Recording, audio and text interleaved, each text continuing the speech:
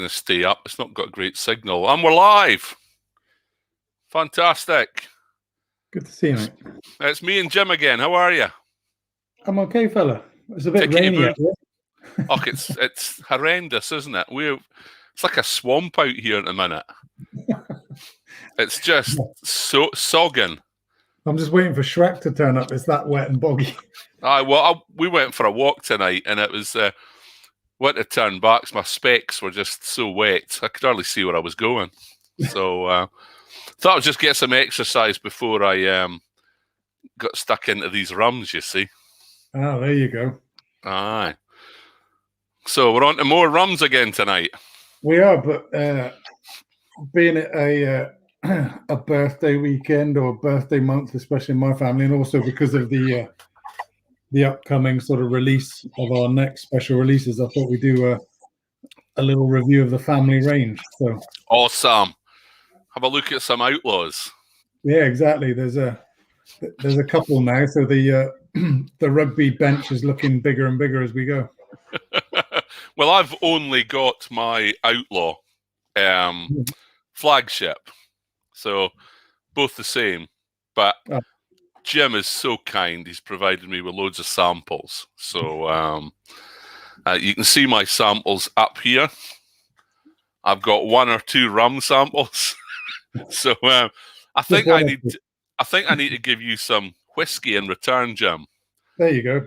Maybe. So, yeah, we're talking before we started. We're maybe going to do some whiskey nights as well, and have some Islay whiskies, and then maybe taste the Islay Outlaw, and then maybe do some bourbons and taste the bourbon Outlaw. So that'll be interesting, won't it? Oh, definitely. I won't be driving, but no, it'll be good fun. Well, that's with loads of downsides about lockdown and everything, but at least when you do online tastings, you're here. So exactly. I did another one for the really good whiskey company on Sunday night. Mm-hmm. 5 cracking whiskies. I mean, they were fantastic. Or 4 of them were, and one of them, which I won't name names, was less than the other 4. Right. But then it's great, you sit here, you have 5 drams, and then you just toddle out my study, up the stairs, and into my bed. It's great. It's brilliant. So, So, Patrick's joining us from Trinidad. Yeah, he's dialing in. Well, evening, Patrick. It's good to see you, sir. What's that time of day over there then, Jim? Is it about 5 or 6 hours behind? Yeah. So hopefully he's not. Yeah, hopefully he's not sitting there with 4 rums at 2 o'clock in the afternoon. Well, maybe 3 o'clock in the afternoon. Sorry, Patrick. Yeah. So they've just gone into full lockdown again, as in sort of, break from LA or escape from New York style status. So, all right, they're actually only allowed to go and get provisions of food and stuff. Otherwise, you've got to stay indoors. All right, okay. But we're working right now because we're looking at the next delivery to come back from Angostura. So we're chatting to them right now. So that's keeping it active. So we've got something new coming up. Have you got some interesting casks to put it into? We've got some lovely casks to put it into. So right now we're looking at just a couple of different options. So can't really talk about it now until we've sort of gone through it. But definitely for you and I over the next 4 months, we've got some fun times there, some fun decisions. Well, I better clear that shelf then, or get a new one ready for the new samples, eh? I need to give you back some of those bottles, Jim, because I've got quite a few of those bottles sitting here. That's all right. But so loads of samples we'll be getting our noses into over the next few months. Yeah, and it just helps sort of expand the product range. So we can do some age statement rum as well. Right. I mean, it's like I was saying just before we started, I've got these 4 rums sitting in front of me, and I've had them out for about 20 minutes and nosing them back and forth. And it's amazing, just because of the different casks here in Scotland, with the same rum, you've got 4 different products, 4 different expressions. Totally. Yeah. I mean, I shouldn't be surprised. I've been maturing whiskey, and I know what happens to the new make spirit when you put it in a cask. You get, well, I still think you get about 70-80% of the flavour of your whiskey coming from the wood. Yeah. So it's no surprise that you've got loads of different products by using different casks with the same rum. Yeah. So, no, it's good. It's we had a very good conversation with Angostura last week, so it's just sort of building momentum. It's good fun. Awesome. And that's a different place from where you got this rum, or is that the same? No, same one. Same place. So the rums that we've tried so far and what we've bottled, it's sort of the same blend of 3, 5, 7, and sort of 10 or 11-year-old rum in that range, but to our bespoke sort of characteristics we wanted. But we're also now looking at a couple little different ones. So one would be I would call it an extra old style, or something that would be aged in the sort of teens years or older. All right. And then we're also looking at a couple of other different options for maybe even a high ester rum variant, which would make it a lot more, instead of the orangey notes, you'd also start getting things like grape or banana and all sorts of other lighter, fruitier notes in it. So again, we're just playing with that to see how it looks like right now. And then, so if you've got different rums and then put them into different casks, you're going to have quite a lot of different possibilities of expressions in the future then. Exactly. So because it's the ones that I've got in front of me just now, it's not like they've been in casks for years, is it? No, and it's like good, like some of the whiskies that you've gone through or you sort of helped create or nosed. Some of them that are 8 years old can be sublime, really good whiskies. And with us, we wanted to make sure we had the characteristics, so we made sure that our blend, even though some people might wrinkle their nose because the minimum you could say was 3 years old, we knew that it had the mid-range and the finish that we wanted. So we were looking to add to that finish, get a little bit more complexity. But we've been really surprised and really proud of how the spirits moved in different casks. Well, it's been a really interesting project to be involved in, and great to see all these differences. Yeah.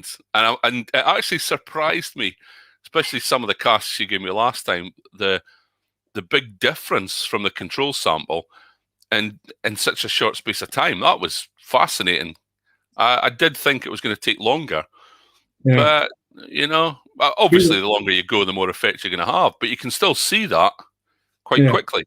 Because originally the concept was, we thought it might take 2 to 3 years for even to be a subtle change. Because we're not trying to turn rum into whiskey. We're just trying to add. That's it, yeah. We're trying to get a very good rum and then add some of the traditional notes and some complexity in a bit more of the middle of the range. So we're not trying. It's already polished enough. We don't need to sort of take off a rough edge to it or anything like that. We were just trying to add to the flavor and a bit on the nose. But what turned out was with the cast and the relationship we've got with Speyside Cooperage, we've been doing really interesting things, and like you say, it's not taking very much time at all. No, and what I remember when I was up at the warehouse, and it was for work, and we were socially distanced and all that stuff, and looking at the sort of the blend for the first flagship. And I remember a couple of the samples we took, and we were kind of saying it's a bit too whiskey-ish, so we need to be careful with how much we put in. And that was a big surprise. Yeah. Because I know you're not trying to make another whiskey. No, there's no point bringing over really good rum and then trying to make it into a whiskey just because we're in a certain part of Scotland which is traditional for whiskey. We use it, our methodology is we're using traditional techniques just to show off good rum in its best light. Yeah. So that's 10 minutes. Come on, let's right. What we going with first? I think we'll go for the Outlaw itself, Outlaw Rum to begin with. Brilliant. Yeah, I got to say it again, Jim, I love the bottle. Thank you. I remember when I was over at the warehouse now, I acquired a couple of empty bottles from you. because I liked them so much. But I'll have another couple empty soon once I've finished these. So that's great. It's a gorgeous colour, isn't it, that rum? Aye, it's got a real good sort of a golden amber to it. It's lovely. Yeah. And it's got good legs on the glass too. Nice. Yeah, take a wee while to develop, and then they're nice and thick. Yeah. And it just stays there. It doesn't sort of run away, does it? But that's very gentle on the nose. And I think for me, one of the things that putting it in a whiskey cask does, and it's not that it's rough in the first place, but it just smooths it just a touch, don't you think? Yeah, you get what you get is you get some more of that vanilla from the oak. Yes. And some people say rum's quite sweet.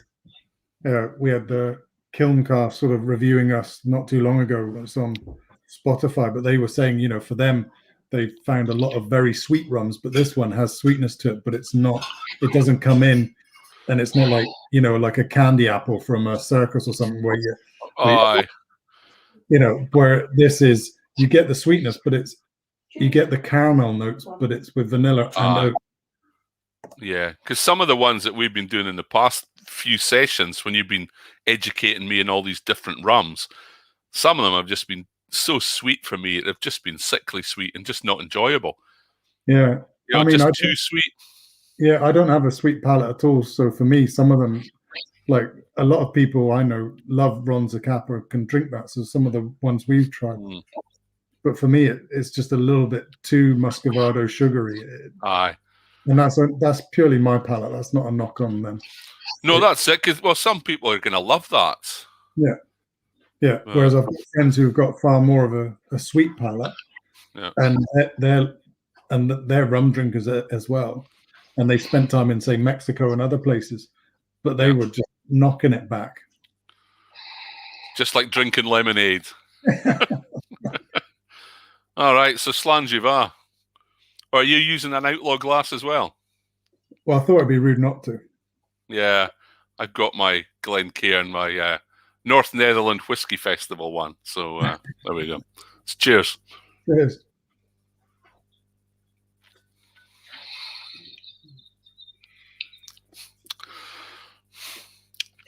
Oh, it's very smooth and gentle, isn't it? Lots of vanilla on it tonight, I'm getting. A bit of cream and toffee. Oh, there's a bit of a finish. I'm getting the spice, and it's sort of right in the middle of the tongue.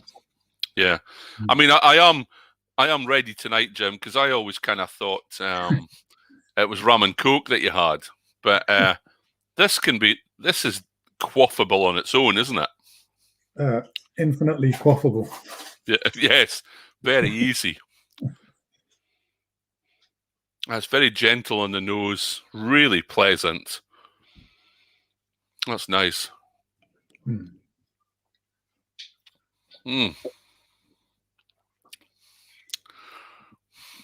you find it as well that it's not just the cask, but also the warehouse? When you've been going to different distilleries, if you go into ones that have the traditional granite thick walls, hydraulic lime, so it's breathing, and it's not insulated.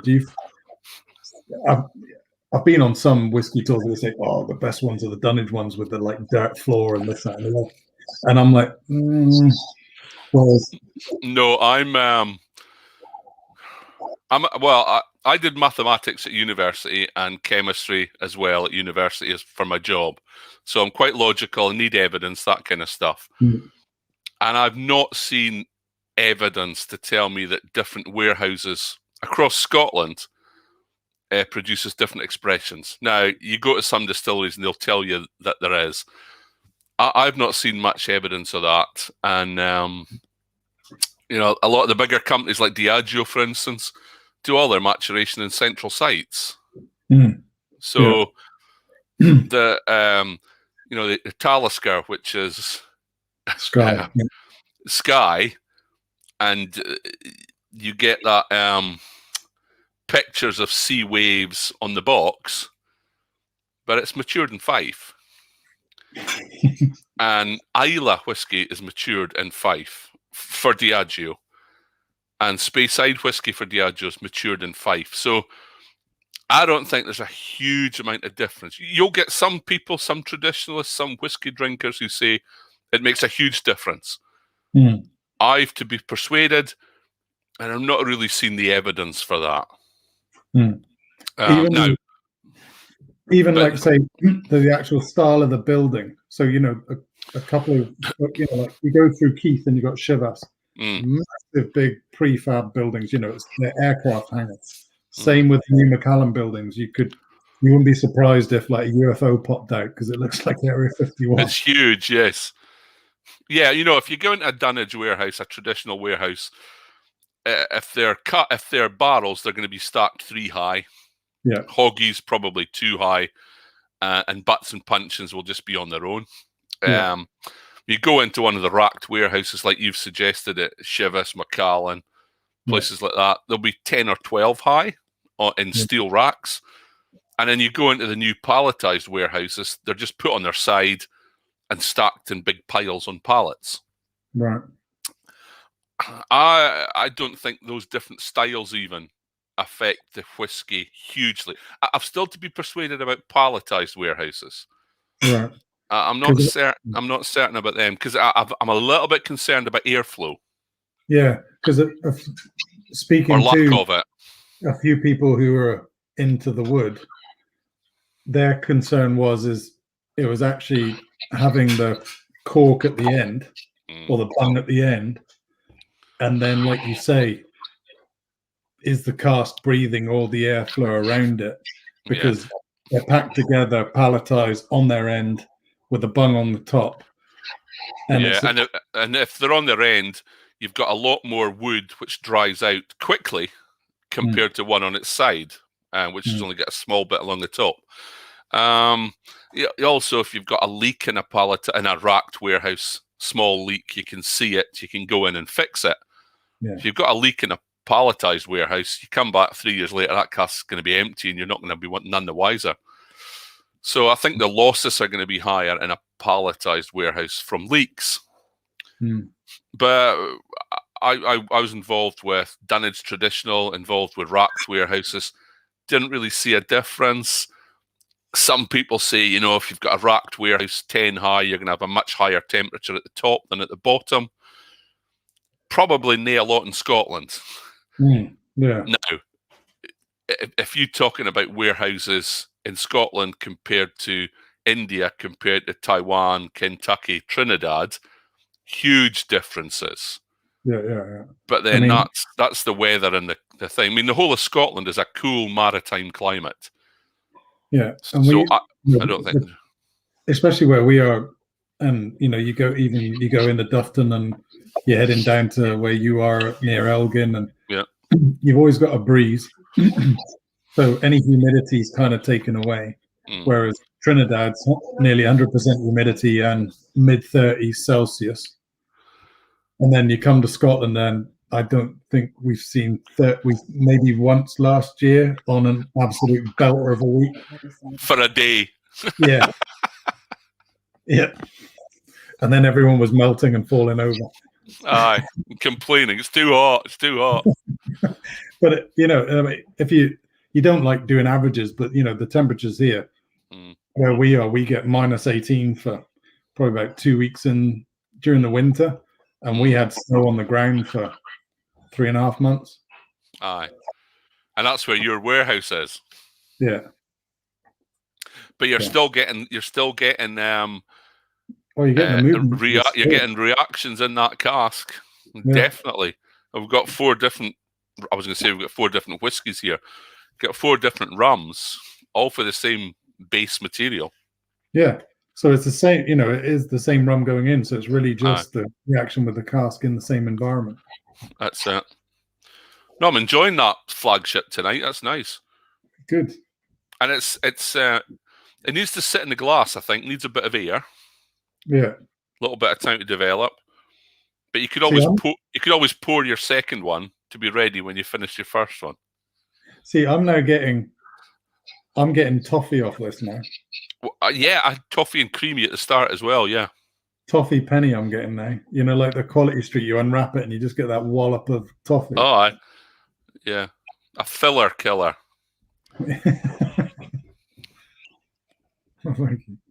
Mm. Oh, that's pleasant. Little bit of extra vanilla there as well now. A wee bit of orange.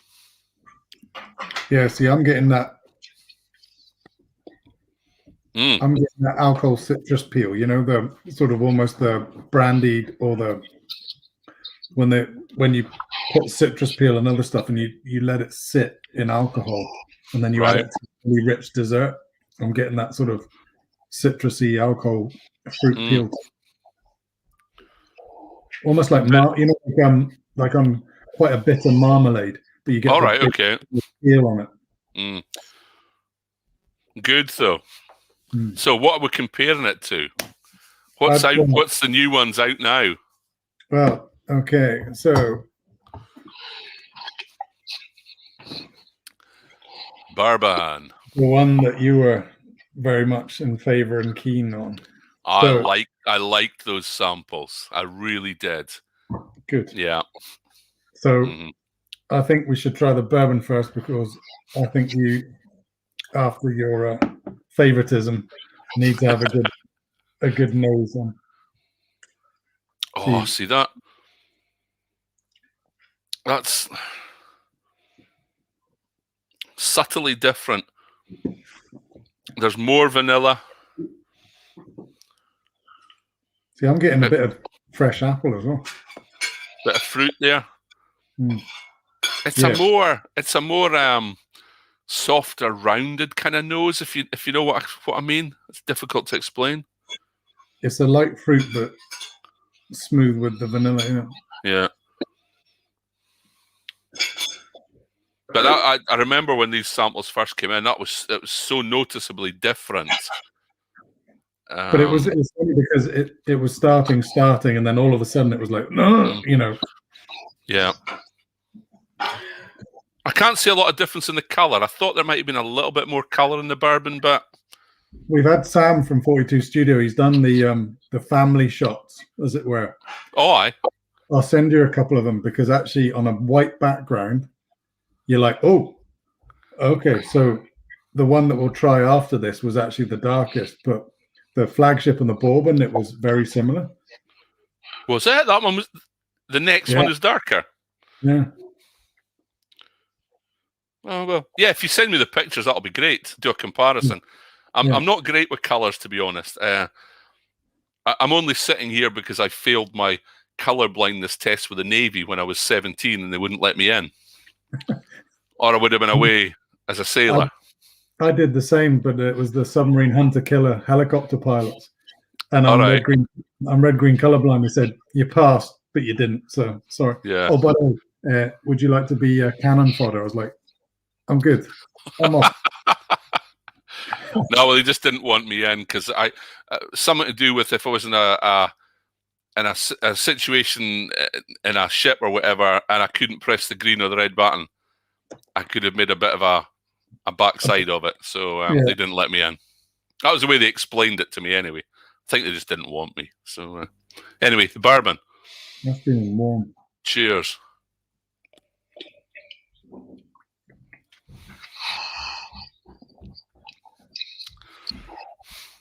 Now, see, the flagship is smooth and balanced, but that is that little bit more rounded and gentler, bit more fuller in the mouth as well. It's a bit fuller in the mouth, and it keeps going, so it doesn't swap around. It keeps the same notes. You got somebody helping you drinking that one, have you? I can't imagine who that might be. Yeah. Well, hopefully it's not one of the kids. Not tonight. Yeah, Patrick's asking why your bourbon bottle was so empty. That's I can't imagine that my wife or anybody like that might want to drink the bourbon. Well, I think that's what Patrick is hinting at. Yeah. That's I'm finding that quite orangey tonight compared to when I have in the past. But lots of vanilla, obviously coming from the American oak, and a little bit of coconutty from the oak as well. That's really nice. Mm. So the bourbon one is going down well in the house, Jim. Yeah, and it's funny actually. You know, we're doing the this auction right now on Whiskey Hammer, and actually the most enthusiasm has been over the bourbon cask. So I've been getting feedback that the bourbon casks or the double lots, they're the ones that people are eyeing up straight away. Right, because you thought it might have been the Isla one. Right, it's funny. I wouldn't say it's a summer drink or anything like that, but I don't know if it's because the end of the year and everybody wanted the Isla, and now it's summer's coming, so everyone wants something sort of light and fruity. But no, it's there's been a lot of enthusiasm for the bourbon, but it's a bit Marmite. I'd say it's 50-50. But at the moment, people that are on the auction have gone straight for the bourbon. Well, they're obviously like me. They're just people of taste. Oh, there you go. Commensurate taste. That's it. Absolutely. No, that's very pleasant. Yeah, very nice. And that's out there now then. So that's the auction's on right now, and it will finish on Sunday night. So, yeah, we'll see how we get on with those lots, and then it'll be for general release sometime, probably mid-June. We'll be releasing the bourbon and the next one. And the next, shall we nose that one then? And it's the Isla. Isla what? Isla 5? Isla V? Isla 5, yeah.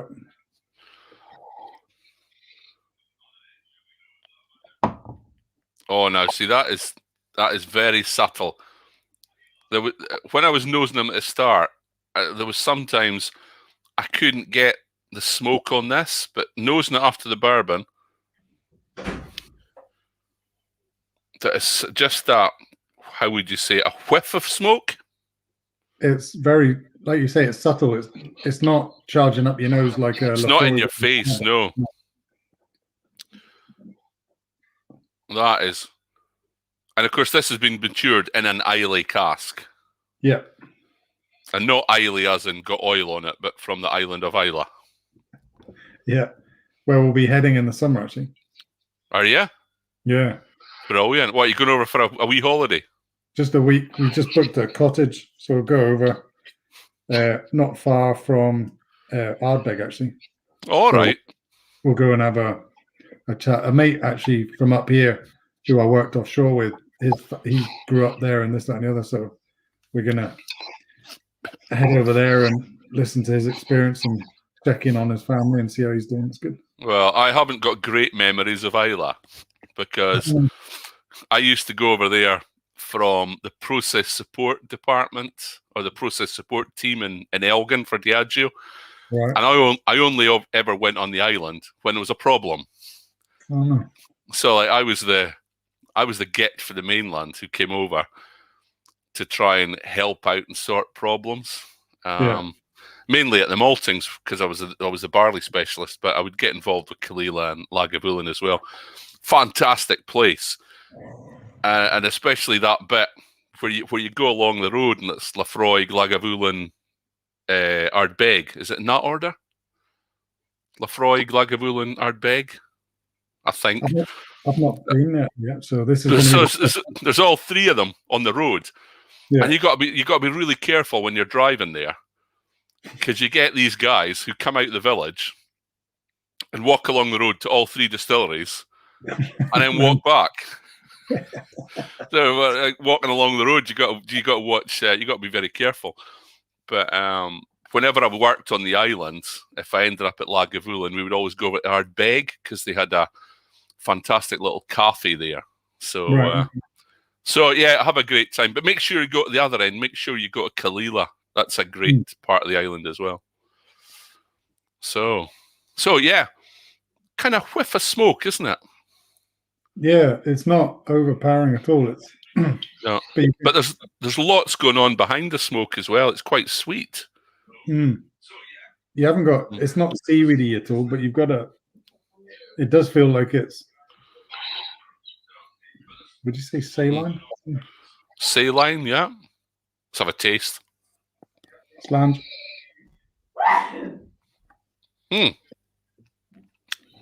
Bless you, Rachel. That was a big. Is that a sneeze? Yeah. Now there's the smoke. That, you know what, Jim? Mm-hmm. That is really pleasant. I quite like that. It was really sweet. I actually got some sweetness first, and then the smoke. You're getting like grandma's old burnt toffee and then the smoke together. Whereas Isla One, it would like bounce between the two. Whereas this, it seems to be more together. Yeah, this is more sort of bonfire-y ash kind of smoke than I thought. Isla One was more sort of medicinally. Right, okay. You know, that two types of flavors you get from different peaty whiskies. This for me is really bonfire, ash, smoke. But we joke. I mean, Jim will tell you, I've never been a huge fan of rums out of Isla barrels. But I tell you what, Jim, that's nice.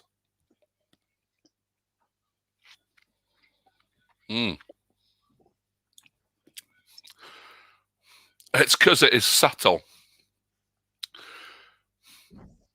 And it's got a little smoky finish. But you get an orange peel with the smoke. Yeah. And it keeps going.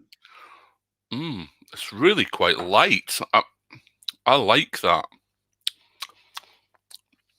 There's a real sweetness to it as well. I have to say it's better than I remember. I think I've said it before. I mean, the first time you gave me one of those Isla casks, and it was like, Jim, this is just not going to work. This is burnt tires kind of thing. But then it became more gentle, didn't it? And that sort of smoothed out. No, that's nice. You were really worried it would be just steamroller. I was worried you weren't going to be able to use it. And I was like, and then when you were coming up with your notes of bonfire, heavy smoke, and I'm not sure if I like this, Jim, at all. I think, and I was like, good, we're onto something. Mainly because it wasn't bipolar, but it was so at the ends of the spectrum, and it would bounce between. And I thought, right, if that happens, but it comes in the middle, it will be something that is quite complex. And it'll sort of like navigate over a sort of profile. But no, that's I do prefer that over the first Isla release. Yeah, and I could drink that. I think very nice. Yeah, that is a different cast from the first Isla release, and I thought, and a different style of whiskey that's being produced from those casks. So interesting, but it's fascinating how much peaty influence and smoky influence you're just getting just from the wood. Yeah, exactly. So there's obviously a little sort of in-soak there that's still in the wood. Yeah, that is now coming out and influencing the rum. So and that one's got a bit more of a finish. Not harsh or anything, but quite a longer finish than the other two. The Isla cask, even the first one that it was a bit Marmite for, and you weren't really too sure on it. I found it could be anywhere between like 3.5, 4 minutes, or up to 5.5 minutes, just on one, good sip on it. Yeah, because it would the flavors could just keep going and going. See, I'm nosing them. The flagship, the bourbon, the Isla, and there's more nose prickle on the Isla one as well. I'm getting like mad toffee off of the flagship now, and then if I go back to the Isla, Like you're getting seaweed and bonfire on the beach almost. And I mean, I've just picked up the bourbon, and it's like vanilla ice cream. It is, isn't it? Oh, that's so. And what's that?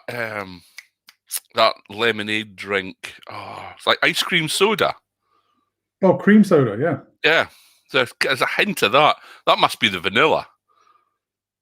Mm. Oh, that's gorgeous now. That's what I love about doing nosing and tasting and keeping some of it and then nosing them relative to each other. Yeah. Because you can get some really huge differences that you wouldn't have noticed if you just nosed them singly, or some quite pronounced aromas that you just wouldn't have got if you were nosing them singly. But when you do them together, you're noticing the differences. Yeah, and the other thing is that it's allowed to breathe for 20 minutes, 30 minutes or so, and like you say, if you bounce between them, it just seems to bring out more and more character. Yeah, more and more differences of things that you wouldn't smell otherwise. Because I wouldn't have said that bourbon one, I've smelled ice cream soda before, but now I think it's just that heightened vanilla for me. And because I wasn't getting that before, but now that we've gone sort of down the range, and there's that subtle smoke, a little bit stronger this time. Excellent. And that's in the auction as well just now, Jim.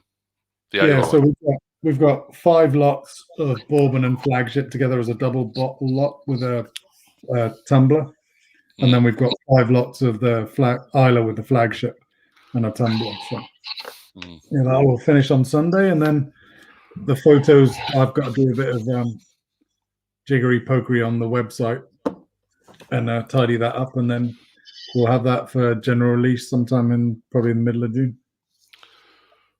Brilliant. Yeah. And what's our last one? It's a little bit special, isn't it? The last one. This was a brainchild of mine, because I thought, well, they weren't working by themselves, but I thought, what about a double cask? So I ended up asking you to.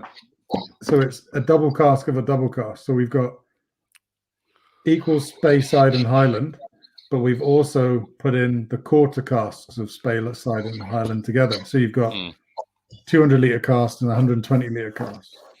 So you've got that little bit of extra action, as it were, going on in the smaller casks. Yeah. But it was interesting the differences in the Speyside and the Highland. Yeah. But it's like you said, you had this. So when we put them together, it seemed to give them both a boost, didn't it? Yeah, I mean, individually they were all right, but you're still thinking needs a little bit more time, but actually putting them together, they were bigger than the sum of the constituent parts. Yeah, they really complemented each other. So the next bottling that we plan to do, this is a first off. This will be our next special release, which is a double cask. And it does look a little bit darker to me this time than the rest, probably the smaller casks maybe. But yeah, it was interesting that when we put them together, it's got like a bigger nose. And, if I didn't know otherwise, I would have said there's almost a sherry cask note in there. Yeah, because you're getting the darker fruit, sort of the very... Yeah. Very nice. I really like the colour of that one.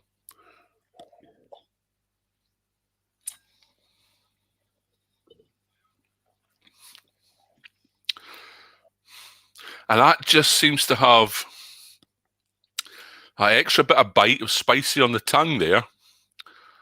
And a bit more woody notes. So a bit more effect coming through from the casks. But there's citrus as well, isn't there? And dark fruits. That's lovely. You're getting I'm getting sort of plum and sort of Christmas with that one. That's nice.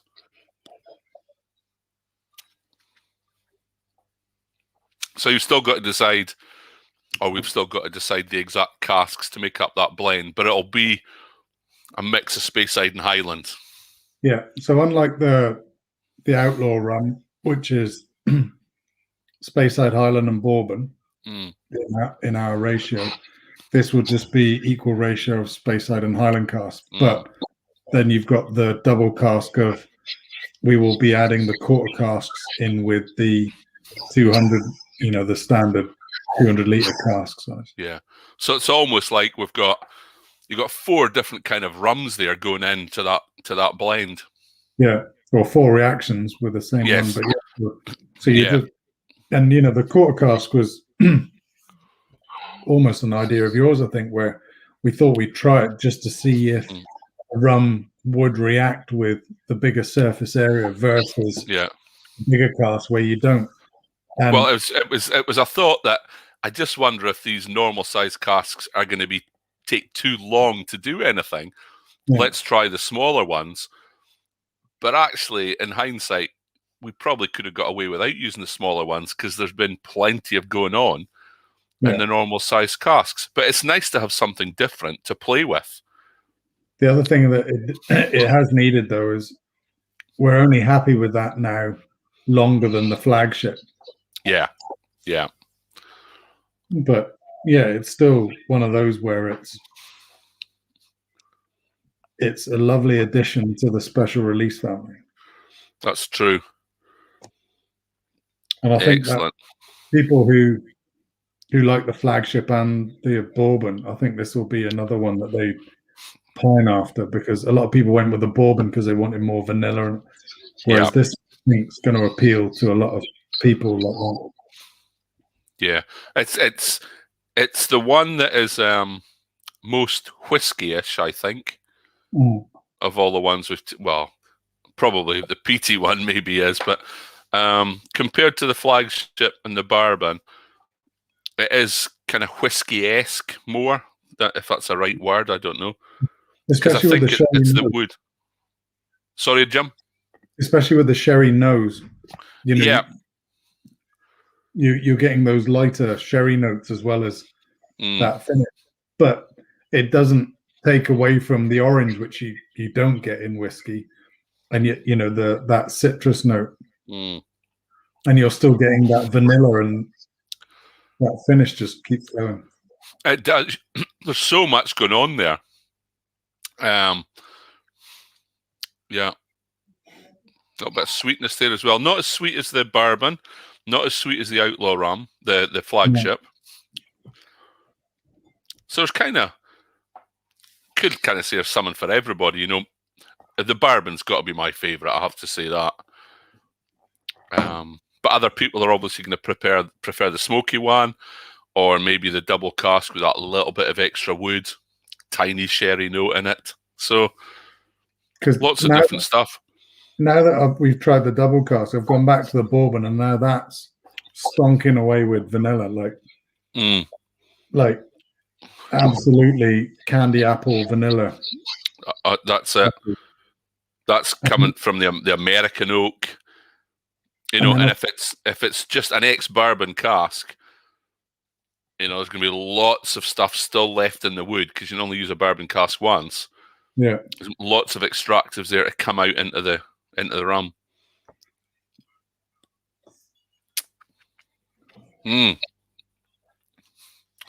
Oh yes, just had a little sip of the bourbon. They seem. I'm not. This is quite strange. I'm not a huge bourbon fan, right? But ex-bourbon cask whiskies are my favourite whiskies, even though I'm not a fan of bourbon. So it's the American oak, I think, that does it for me. And that is so vanilla. I'm going to dare to go back to the Isla and see what happens. To the Isla? Okay.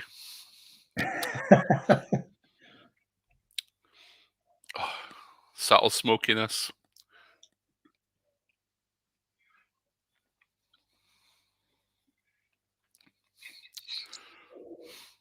It is so different.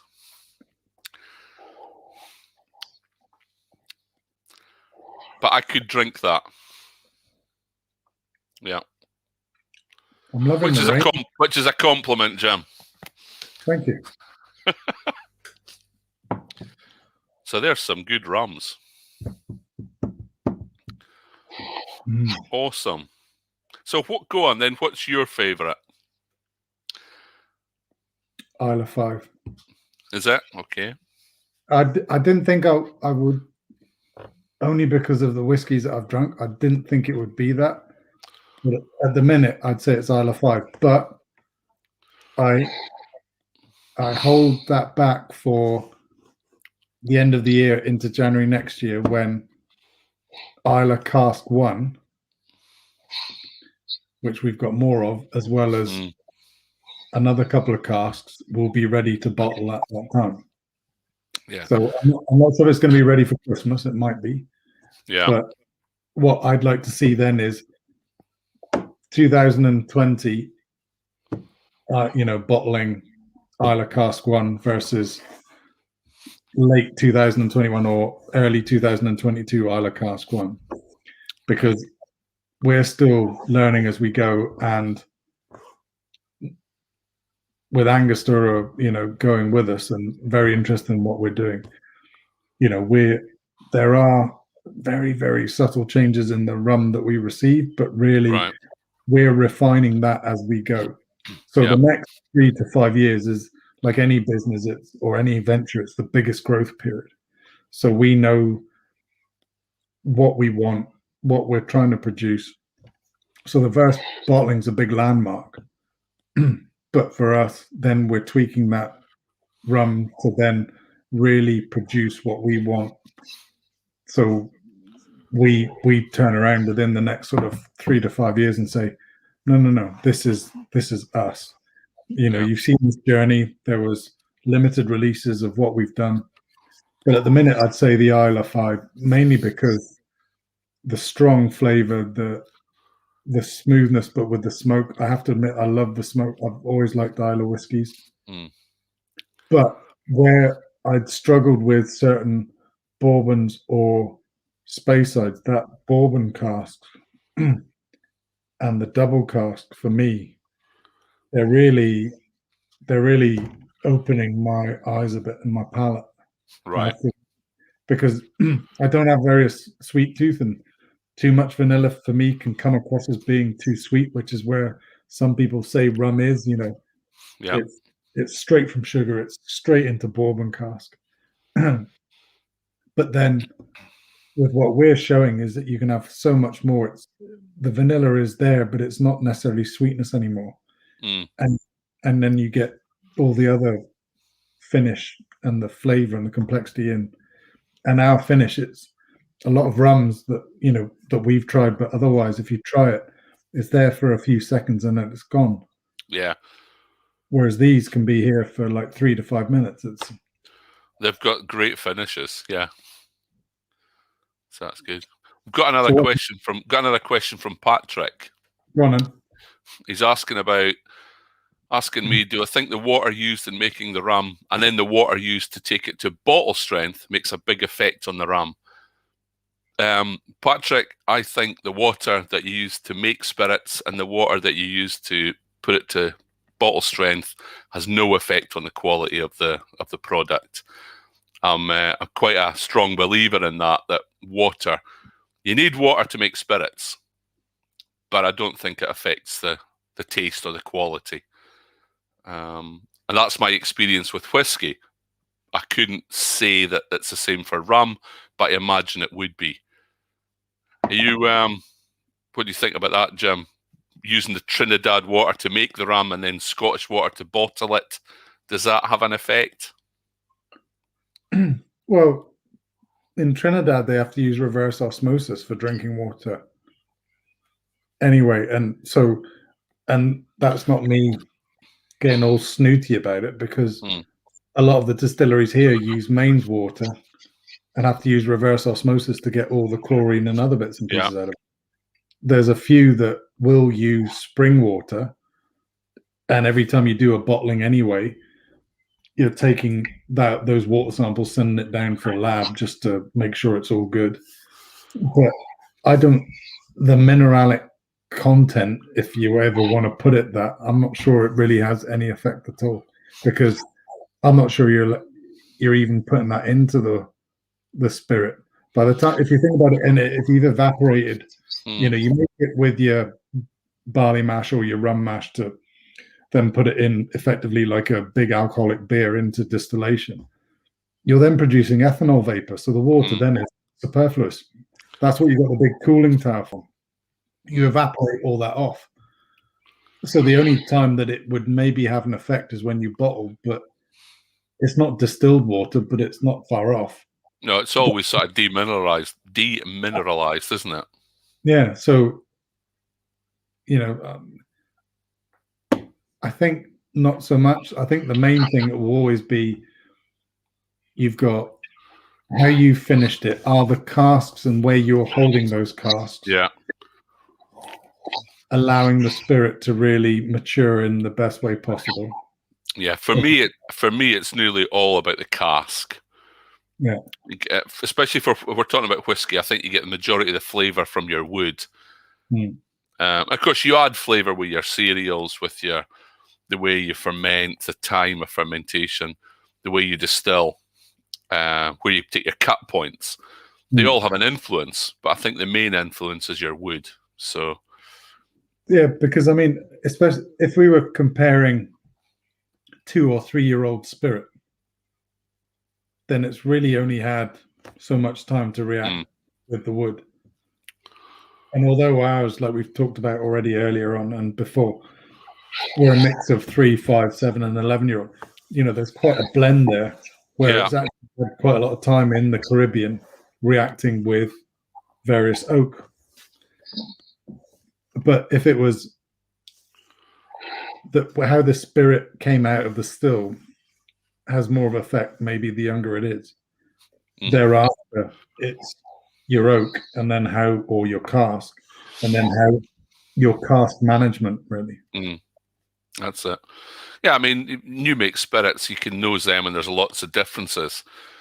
Yeah, but a lot of that flavour and a lot of that the immaturity is taken out by the maturation, so you lose quite a lot from your new make spirit. And of course all the extra from your wood. So yeah, it's the wood that's important, which we're seeing here.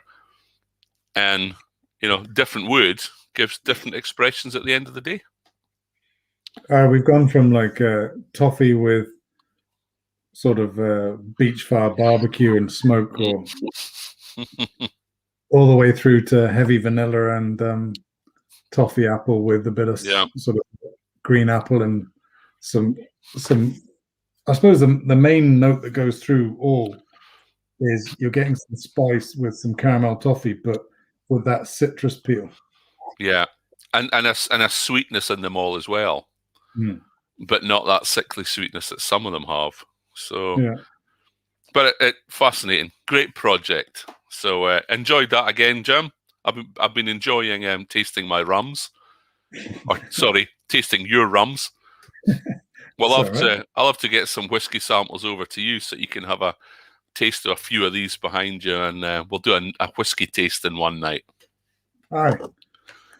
So with the, I suppose we'll attempt to do another one end of June, and seeing as we're just about to release these bourbon and Islay casks, so you fancy doing a bourbon with the special release bourbon and just doing a sort of a tasting of a few of those and see that would be good. I have a few bourbons behind me. Okay, love it. So we can mix and match, have a few bourbons, and then maybe the next time I'll give you a few Islay whiskies. Yeah, and we can taste that with a Islay 5 again. Magic. Awesome. Well, that was good fun. We had a few folk watching. Had some good comments from Patrick. You might have to go and put his feet up now if he's had a few drams this afternoon. So hopefully he's enjoyed his Outlaw Rums. Anyway, thanks for joining us, folks. We'll be back on again next month, sometime towards the end of the month, probably, Jim. Last Wednesday of the month in June. Well, okay, we'll do last Wednesday in a month. And I might do some whiskey. I keep meaning to do some whiskey stuff, but you know what, guys? I just never get around to it. But I'll maybe try doing some later. So, cheers, Jim. I will see you again soon. Slange. And cheers, everyone. Bye now.